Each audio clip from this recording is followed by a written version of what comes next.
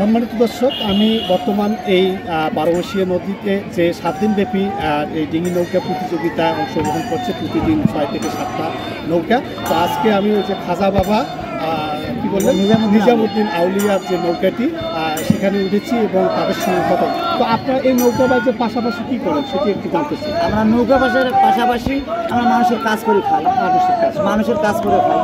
আমরা আমাদের মন ভালো, বিকেলে এসে আমাদের মন ভালো লাগে না, সেই জন্য আমরা নৌকাটা নিয়ে 12 মাসে আমোদ করি, মনটা ভালো করে।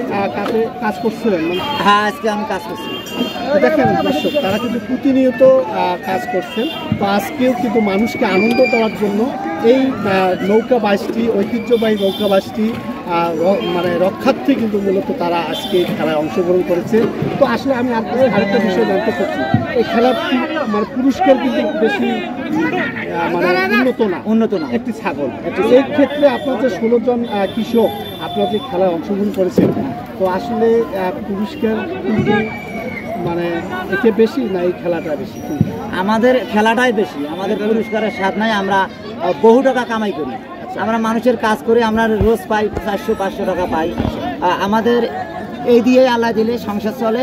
আমরা ওই মনের ফুর্তি ভালো লাগে না বাড়িতে এসে, সেই জন্য আমরা 12 মাসিয়া নদী মানুষের আমোদ হেল্লা দেই, যে মানুষের মনটা ভালো করার জন্য আমরা নৌকা খেলাটা দিই, ছোটো নৌকা নৌকার খেলা। দর্শক, যেমনটি শুনছিলেন যে আজকে এই ঝামচুল পাগলার স্মৃতিস্মরণে তার 11তম মৃত্যুবার্ষিকী উপলক্ষে এখানকার আয়োজক কমিটি 7 দিনব্যাপী এই ডিঙি নৌকার আয়োজন করেছে। আজকে 3য় দিনের মতো নৌকা খেলা সমাপ্তি হয়েছে, আগামী রবিবার আবার অনুষ্ঠিত হবে।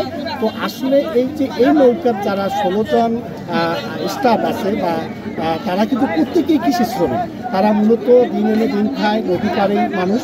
তারা এখান থেকে এই পোয়া কিলোমিটার দূরেই কিন্তু তাদের বাড়ি।